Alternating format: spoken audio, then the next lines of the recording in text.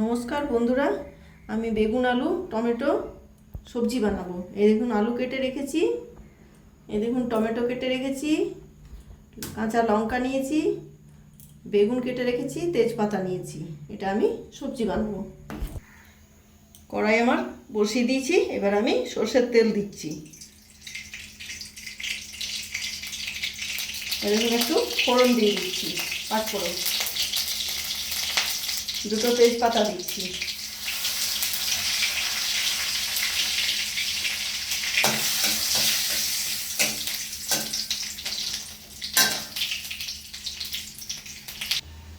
এই দেখুন কেটে রাখা আলুগুলো এবারে প্রথমে দিচ্ছি। আলুগুলো একটু ভেজে নেবো আগে।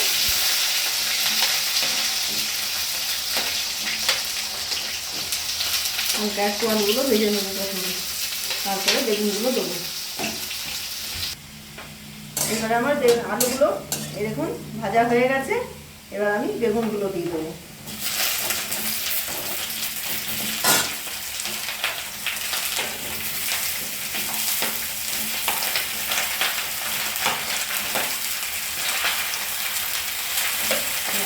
এবার বেগুনটা কিছুক্ষণ ভেজে নেব।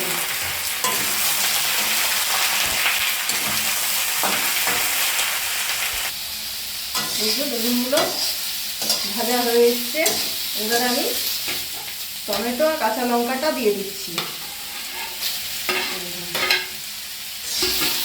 তারপরে আমি একে একে করে সব মশলাগুলো দেবো।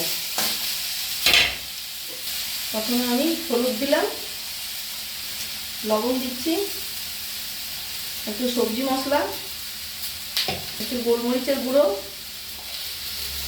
একটু ধনে গুঁড়ো, পরিমাণ মতো একটু লঙ্কা গুঁড়ো। এটা জল ছাড়াই সবজিটা বানাবো, জল দেওয়া লাগবে না।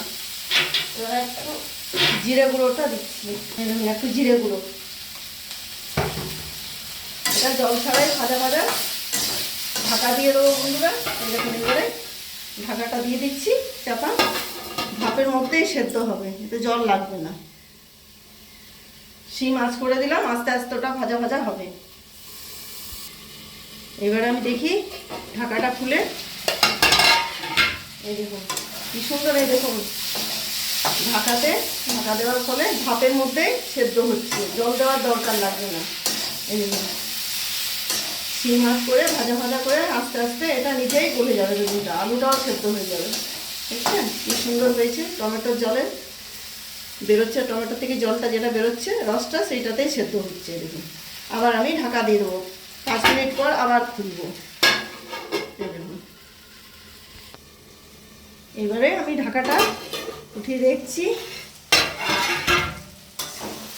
এই তো আমার বেগুনের তরকারি হয়ে গেছে। দেখুন জল ছাড়া, জল দেওয়া হয়নি, কি সুন্দর হয়েছে দেখুন। এবার আমি একটু ধনে পাতা কুচো করে রেখেছি, একটু সামান্য দিয়ে দিলাম। এইভাবে আপনারা একটু বানিয়ে খাবেন আমার মতো করে, দেখবেন জল ছাড়া বেগুনের তরকারি খুবই ভালো হয়। জল দিলে খুবই বাজে লাগে খেতে একটু। হ্যাঁ, এইভাবে বানাবেন, মাখা মাখা হবে। দেখছেন এই দেখুন। ভালো লাগলে একটা শেয়ার করবেন, একটা লাইক করবেন।